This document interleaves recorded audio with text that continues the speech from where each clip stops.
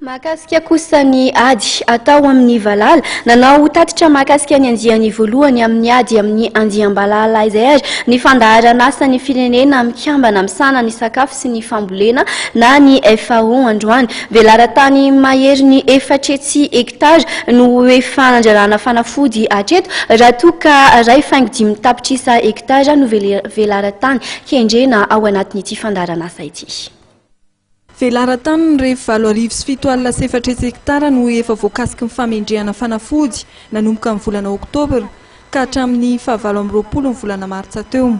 Ao anatin'ny dingana voalohany amin'ny andiam-balala tanterahan'ny Fandaharanasan'ny firenena mikambana sy ny gouvernemanta malagasy. Tafiditra ao anatin'ny fandaharanasa entina amin'ny andiam-balala na ny programme triennal de réponse à l'invention acridienne tanterahana mandritra ny 3 taona eto Madagasikara ity hetsika amin'ny andiam-balala ity.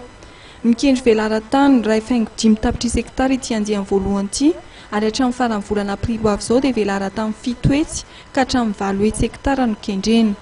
Ny andiam-balala izay nanomboka nahazo laka tamin'ny volana aprily 2014 dia hita mivangongo amin'ny ilan'ny morontsiraka andrefan'ny nosy miainga any Soalala ka hatrany amin'ny iny atsimo andrefan'ny nosy iny. Ny Fandaharanasan'ny firenena mikambana misahana ny sakafo sy ny fambolena na ny FAO amin'ny alalan'ny fandaharanasa entina miady amin'ny valala no mandrindra miaraka amin'ny gouvernemanta malagasy ity andiany voalohany amin'ny hetsika amin'ny ady amin'ny valala ity amin'ny alalan'ny fampiasana angidimby entina mampitsahatra ny fihitaran'ny firongatry ny andiam-balala.